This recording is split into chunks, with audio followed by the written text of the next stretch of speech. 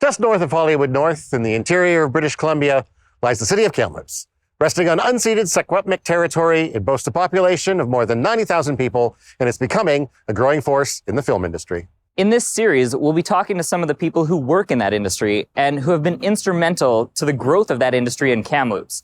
People who make their money by making movie magic, whether a producer, writer, director, or key grip. My name's Todd Sullivan. And I'm Carlo. And today, we'll be talking to Victoria Weller.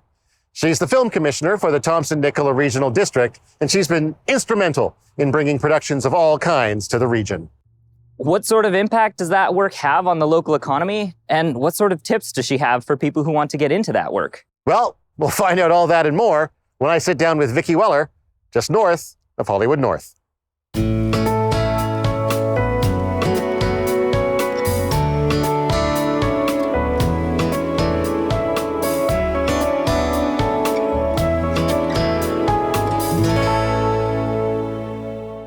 Thank you, Vicki, so much for taking the time to talk to us today. You're more than welcome. So to start with, how would you describe the work that you do as the film commissioner here? As a film commissioner, our agency, our commission, has two functions. One is a marketing agency and also a management agency. So we market assets like our landscapes, our small towns, our buildings, our crew, acting talent to the film industry so that they bring in investment into the area, employment, use our services. And then once they're here, we also facilitate. So if they have an extra request for more locations, we'll go out and scout. Or if they need crew, we'll try and find them. If they have to go through bureaucracy, we're there to lobby on their behalf to help them get whatever they need. So, and I imagine the numbers would vary wildly from production to production, but what would you say would be an average number of local employment on a film production? Well, you're right. It does change from production. So when we have a big, huge feature, say a U.S. feature film come and do some scenes, they drop a lot of money quickly. And mostly they'll get a lot of services and a lot of production assistance. So if you think of it in terms of circles around the crew, in terms of on set, usually in locations, and production assistants are hired, and a few other. You might get drivers as well, caterers, food services, craft services, construction. They'll work on the crew. And then you kind of get out to people who service, like, for example, caterer caters all sorts of things, right, but they also cater to the film industry. And then you have the services, you have accommodations, restaurants, but also you have communications companies where they'll rent walkie-talkies, or they need some cherry pickers or forklifts and budget rentals for more vehicles. So it's kind of like a ring, and that's how it does. Now that would be a U.S. big feature film or who comes out and does scenes, right? Whereas when you get more domestic dramas like the romantic and the smaller ones that we're seeing here, they film their entire project here, which is fantastic, but they hire a lot more local crew in a more diverse area, but they don't use as many locations and things like that. So what are some of the productions that you've helped bring in here that people might recognize? Oh, gosh. Well, An Unfinished Life was a big deal because that had Robert Redford, Jennifer Lopez, and Morgan Freeman, and Josh Lucas, and Damian Lewis, who knew he would be so good in Billionaire. And, that would be the first one. I think some of the higher profile ones are certainly Jurassic World, which is coming out, The Stand miniseries. We seem to sort of remember what was just here. But in the area, certainly Power Rangers was a big deal because they closed down, quite a few streets. I remember actually watching that film and looking for the moments from Kamloops I could recognize. Yeah, it was kind of fun, right? Yeah. And, the A-Team was huge. And that had the actors staying here and also filming here at the Tronquil property. We've had some ones that have big fandom. We've had Battlestar Galactica here twice. Really? And we have people coming from Toronto, New York, and Seattle that come here just to revisit the locations where they filmed Battlestar Galactica. They even have their own website, and we're on it. So some have fandom attached to it, like Jurassic Wood, Battlestar Galactica, any kind of science fiction-y. We had Colony here. You know, that had a big following. So we've had a number of different. Van Helsing was here twice. And, you know, that again had a big following in terms of sort of a regular base of who they want to see. We had Twilight here, but we couldn't talk about it. My daughters wanted to kill me. Oh man, yeah, that would have been just flooded with people, eh? Yeah. So we've had some major ones here. And then what's really interesting about Kamloops is no matter where they film, Kamloops always benefits. Right? So, because you have to fly in here, they stay here. They also stay in Cache Creek, or they'll stay up at Clearwater. So they do move around. Merritt as well. We just had The Good Doctor film there. And, so they'll stay there. So that's really good too. But Kamloops usually benefits no matter where they film. What would you say to, you know, anyone, I guess, young or old, who is interested in getting into the film industry through Kamloops?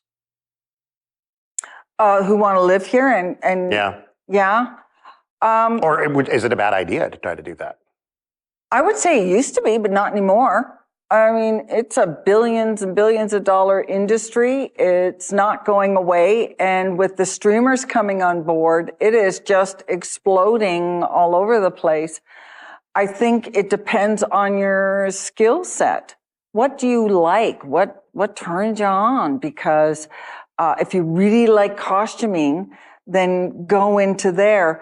Because what you find is it's organized chaos, and that everybody has their own role, but certain roles have certain disciplines you have to have. Grip is got to know a lot of the equipment and learn how to handle, and has to go and study for that. But you'll find very few grips are also script supervisors. Right? Which traditionally used to be a male job. And then it got to be a female job, and people like the script supervision and like that, but they can't do other jobs. It's very hard. There's some that have natural progressions. Grip, lighting can go into camera and maybe be a DOP or director of photography. That would be a way to go. But there has to be some sort of schooling or some sort of bigger picture. It depends. If you like the logistics of it, then you go into certain departments. If you like the creative of it, then you have to go into other things. People have got to love the industry because it's very, very long hours, which, you know, I say that to ranchers around here and they kind of go, yeah, tell me about it, right?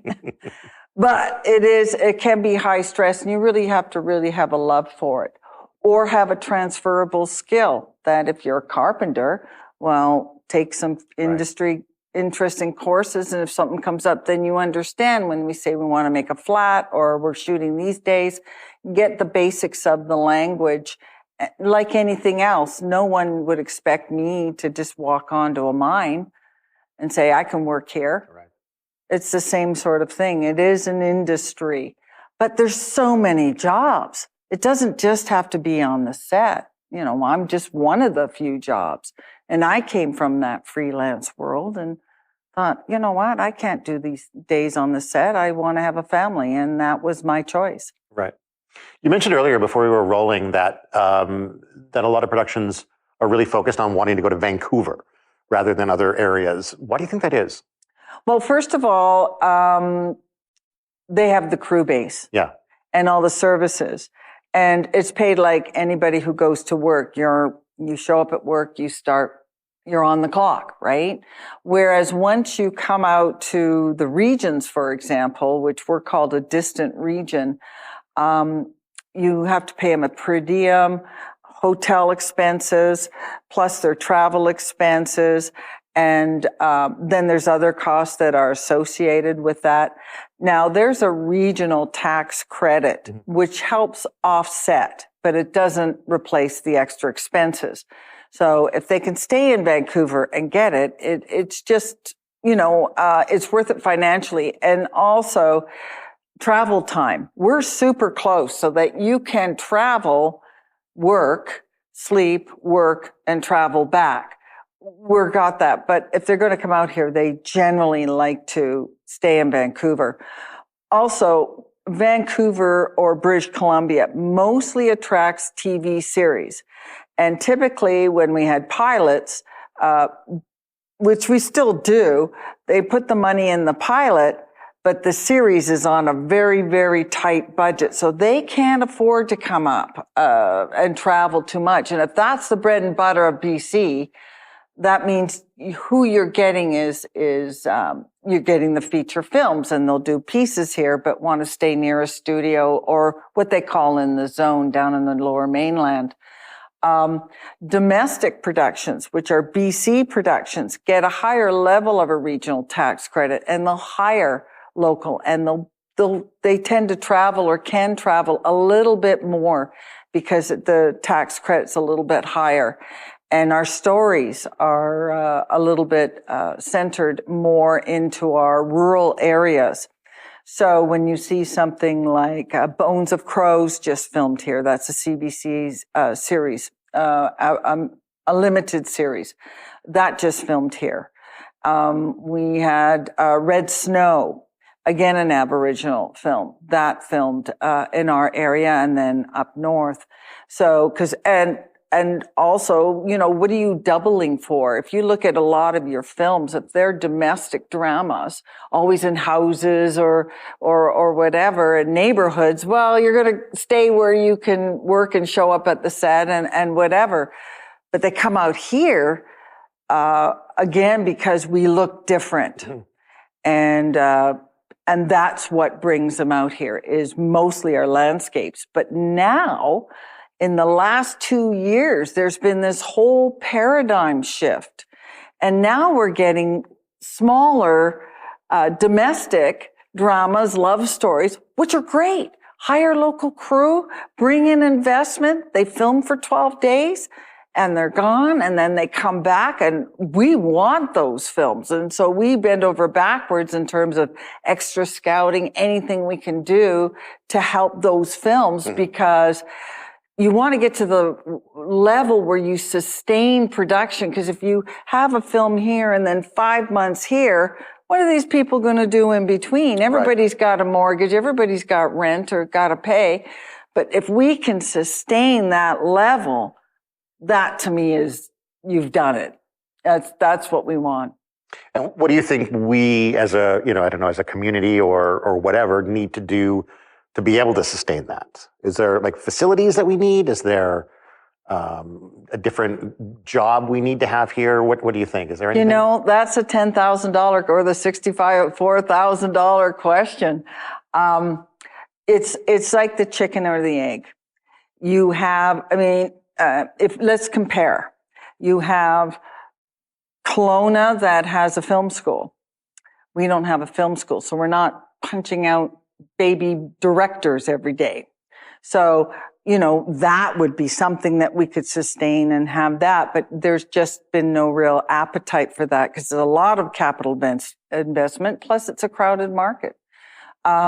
Victoria, Vancouver Island North, they all have universities that have film schools and taking film or film courses. So that's one component that we try to work on. So we bring in, we just had some funding, and we've been offering the film industry orientation course for free. It's just see what you like and where do you want to be when you grow up, or part-time. So I just took the course. Oh, did you? Yeah. Oh, there you go. So we did that for free.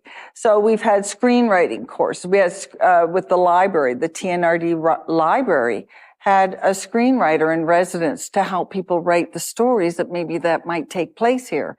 See, we've had grip and electric workshops, but they're very, very expensive to do. So we're trying to build up that crew and have baby filmmakers here and support them as much as we can while still attracting the outside investment.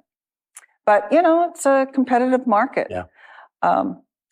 One story is that I belong to the Association of Film Commissioners International, and there's over 350 film commissions from all over the world that are part of this organization. And we had a conference in New York, and I'm sitting in a lounge in a bar. We're having some beer, and beside me is the film commissioner from from Australia. I think it's New South Wales. Then there was the film commissioner from Cape Town, South Africa, the film commissioner from Savannah, Georgia. She oversaw all the mansions. That was her job. She had about 3 mansions. Anyhow, we had the film commissioner from Quebec, from Vancouver Island North, and the film commissioner from Jordan. And he was the president.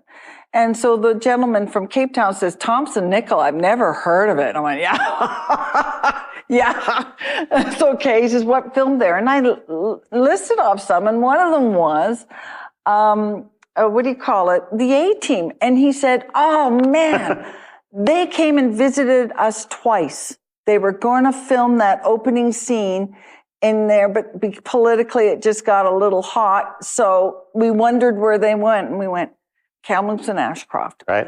So that's who we're competing against, is other countries, other jurisdictions worldwide. For one commercial, we didn't get it. They said it was between Kamloops, Brazil, and Japan. Wow. That's quite the global playing field there. I'm like, and what do we all have in common? I have no idea. Yeah. So maybe it was, I don't know. I have no idea. I went, okay, fair enough. Thank you. So you're competing, but what's great about us is I'll use the phrase, we compete with the A-Team. Jurassic World, you don't get any bigger than something like that. Yeah. The Stand, that was a huge miniseries on CBS All Access, and it's a popular book. So you've got a double whammy. Plus it was a remake. So, we really compete with some really heavy hitters, and sometimes, we lose, but we can be proud of ourselves, and it's going to be interesting to see what the year shakes out. What do you think about how the Kamloops Independent Short Film Festival here encourages local filmmakers? Oh, I think it's great. One of the things when we first started, and when I say we, because they started it, not me, but said, can you help? We offer funding and said, look, let's do this. Let's just have a lottery. If you join, just for coming in, you have a chance to win $150. So we did that, and then said, let's do one. We'll give you $150 if you depict the TNRD the best, so that it's not Kamloops centric. So get them out and get all sorts. And then, of course, you're also looking at the digital age. Mm-hmm. And digital started coming in, so it was a lot more consumer friendly. A lot more people can say, they can edit on a phone, and they're teaching media in a class. My God, I had to go to 4th year practically before I could ever touch a camera. Yeah. So it's way different. And now it's the visual medium of choice. Mm-hmm.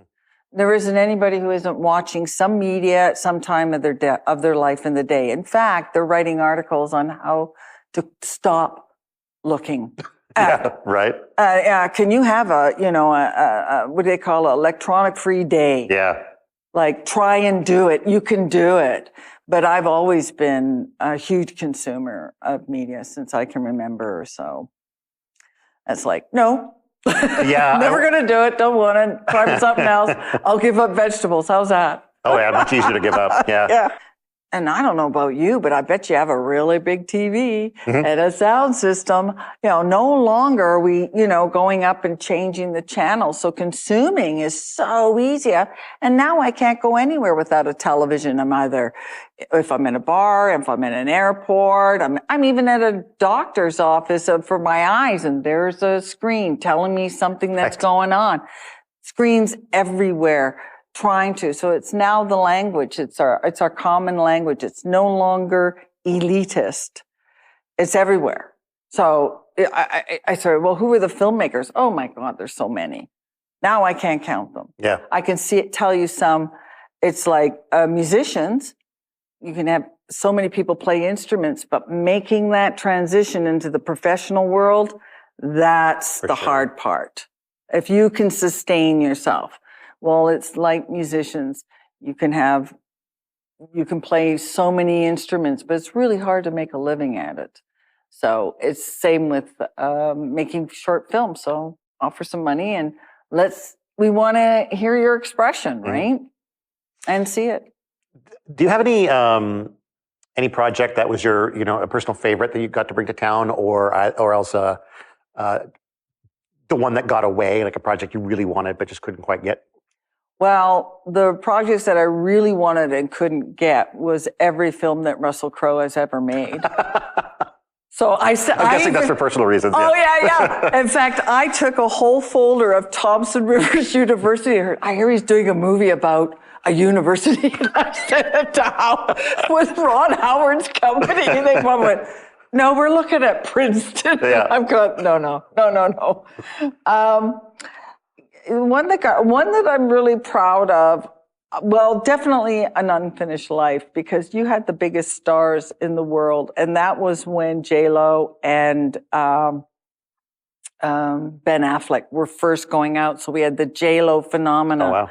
So the paparazzi went nuts. And you have, Jennifer Lopez talking about Kamloops on David Letterman. I mean, how cool is that? I thought that was really cool. From an internal perspective, I really, really liked Shayna the Wolf's Music. Now, that was a Swiss film funded based on a children's book for young adults. And it's about an Aboriginal girl in Canada who's lost their mother. She had died, and she was grieving, and she connected with her mother through the use of the violin. The music is amazing. And so we met with several bands in this area, to Kamloops, Skeetchison, Lytton, and the director, who's from Switzerland, loved the Lower Nicola Indian Band and cast Aboriginal. And that played in over 33 countries. It played in Egypt. It won all sorts of awards, Iran, Ireland, and whatever. And I got a picture of it, of the film that was made in Lower Nicola. And it played itself. So they talk about merit. They talk about Lower Nicola. And there you are in Vienna, in this huge piazza, 3,000 people, and there's us up there. I just thought, wow, I thought that was cool. Another one I liked was Gold. Now, that was a German language film, came over, and it filmed more in what's called our Big Bar area, just the other side of Clinton. And that was about the German experience of the gold rush. So we were all over, and we were actually on the actual gold rush trail that you can only get it through private property, and learning about that in Germany. And then when we went to Berlinale, which is their huge, huge film festival all over the world, we were the premiere film. And there we are. And Thompson Nicola, thank you very much, blah, blah, blah, filmed in BC, blah, blah, blah. And I thought that was cool. And then the A-Team. Right. The A-Team was very, very cool for so many reasons. But what I found most interesting is being in the van, so to speak, with the, I think it was the first assistant director and I don't know, a production designer or producer or something, said, well, we kind of really are looking for a really kind of cool corral. I said, well, I think I might know one. You want it to be really deserty, like middle nowhere? Yeah. So I knew where there was one. I said, do you like this? They went, oh, this is fantastic. And they're literally on the phone with the director saying, we think we just found the opening of your movie. And taking pictures of this because they sort of had a rough concept. And that's how the A-Team opens up with Face, who's played by Bradley Cooper, and a bunch of tires, right? And Rampage walking in the desert, and they were supposed to be Mexico. Mm-hmm. And I thought that was pretty cool. So I have quite a few favorites that have gone, wow. And then, I mean, I look at The Revenant, and I scouted for 3 years for that. Wow. That one we didn't get. But I'm not surprised because when I researched what happened to that character, I thought, this is Missouri. This is Alberta. This is, but I'll try. Mm-hmm. And at one point I was told to get a big stick, throw it in the river and film it going down so they get a sense of it. So there I am in Clearwater, throwing into the Clearwater River, going, well, there you go. We didn't get it. But and then to see that movie just go, wow, I had found it. But those locations were wild and just amazing. So, that was the one that got away. 3 years scouting on that thing. I understand you're retiring soon. Yeah, I am. How long have you been in this job? 22 years. Yeah. 22 years. And I was working freelance in Los Angeles and in the film industry, and my parents lived here. If they had lived in Grand Prairie, that's where I would have gone. My marriage had ended, and also I went through an earthquake with my children by myself. And I just, honestly, I was shoving the oldest one, who was 2, under the bed, thinking she would live, and gave up on the baby in the bassinet. And I had very little family. I had no family down there, and it kind of traumatized me. And this is the days before Prozac. Right? It's not bad. That's got to be even worse. That's even worse. There was no Mother's Little Helper too good. And I just said no. And I wanted them, I just thought it was a kinder nation in Canada and in British Columbia. My parents were here, so I came back licking my wounds going, now what? And I was teaching at TRU. I used to work in Capitol Records at one place. We used to produce music videos for the Capitol artists. And so I was teaching how to produce music videos. And then I started putting some courses together. I started an association where it was called the BC Interior Film and Television Association with a group of people. We became a registered society, and we produced a couple little projects just to start training people. And then this job came up, and I took it. Fantastic. Yeah, so it was a long road. Yeah. But it was also a road where, because I eventually became what's called line producer, I'd hired location scouts. I've hired all these people, all these crew people, and worked, and they were all my best friends. So my whole world was that. So it was a big transition coming back, but this job came up, and I was very, very fortunate. What do you miss about the job? Well, I haven't left yet. What will you miss, I guess? I'm going to miss so many things. It's almost incalculable. I'm going to miss the people of the TNRD, because I did most of my scouting up until the last 2 years, because it's gotten so technology heavy. I don't scout, I get other people to scout mostly. But I'm going to miss the ranchers, the people who own the homes and the businesses, and the people I used to work with all over, because I would be all over the place. I know this region inside out. I miss that. I'm going to miss them. Believe it or not, I'm going to miss the politicians. Because I'm always talking to them about their area and what I can do and what are they doing. And I'm going to miss conferring, because they care very much about where they live. Mm-hmm. and they're advocates. So I'm going to miss that. And I'm going to miss the location managers and the scouts that come in. I've already getting, all sorts of, oh my gosh, say it isn't so.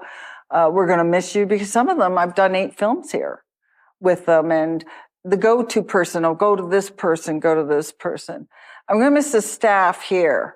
I have a blast with the staff. I mean, it's had a huge changeover in the last 2 years, but I'm going to miss them. I'm going to miss them, and especially my assistant, Sherry. We've been together for, 10 years, Wow. every day, right? And nothing extraordinary's happened or whatever, but, it's kind of nice to go, oh, yeah, I forgot about that. Right. Someone covering for you. So there's a lot. And I love filmmakers.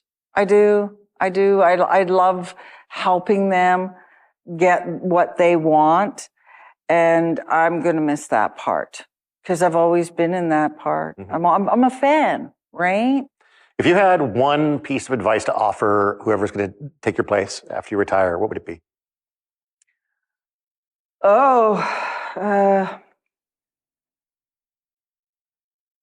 Get out and meet the people and see the area. We have this fantastic library, but they really need to go out and drive it. So hopefully whoever's hired, we can just take off for a few days or, regularly, and just drive around. And I can say, this person doesn't like filming, but this person did, but we had to do this. And this person doesn't. And if you go over here and go around here, because I know from 20 years of scouting what these people are. This ranch was sold. Now this person owns this, and this is what this guy, and if you go down there, that's one thing. I think another thing, there are certain protocols with certain real popular properties. So we'd have to make sure that those protocols that have been set up are in place, Mm-hmm. Mm-hmm. right? So that's nice. So yeah, I think that would it, and then hopefully meet the crew. Yeah. We've been so isolated these last 2 years. It's just been awful. And I know sometimes when I teach the film industry orientation course, I don't know if you took mine, I taught one class. I said, okay, everybody, and go through everybody in the class and say, okay, what do you do? But if you hear about somebody that might have a similar interest, share emails, because this is your networking. We can't sit and have a pizza at lunchtime, right? And those happenstances we're missing, and we got to get those back. So that would be my advice. Get away from technology and start meeting the people and finding out who's who, and introduce yourself. See what happens, right? Yeah, it's the worst that can happen. Now they think get off my land. Exactly. Which I've had a few people do. Go, okay then. How fast can I run? Yeah. Right? Okay, I think that covers everything I wanted to ask. So thank you again for taking the time to sit down with me today.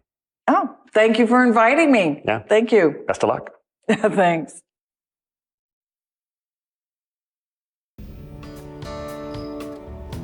Well, this isn't going to work because I have all my questions on my phone. Oh. You could always send it to someone else. You can use mine. Okay. This is our first shoot of the project, so it's a little bit. Everybody's working. Yep. Something must be getting done. Something's getting done. Something's getting done. I'm not sure what it is at this point, but Yeah, it's all getting done. as long as it looks like something's getting done. Okay, we're all ready to. I was gonna get chalk to write on it, and I'm like, we're not gonna need it. Yeah, we don't know. It's just for the purpose of sitting there, you don't need it. Okay, ready?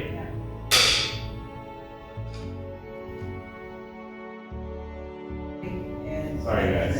Hate to interrupt, sorry, I really love being on one. Start. Really apologize. That's fine. That's good. Oh, we're doing a take two? Oh, there. You should have brought the chalk, yeah. You did this to prove me wrong. Gotta get back into character. Yeah.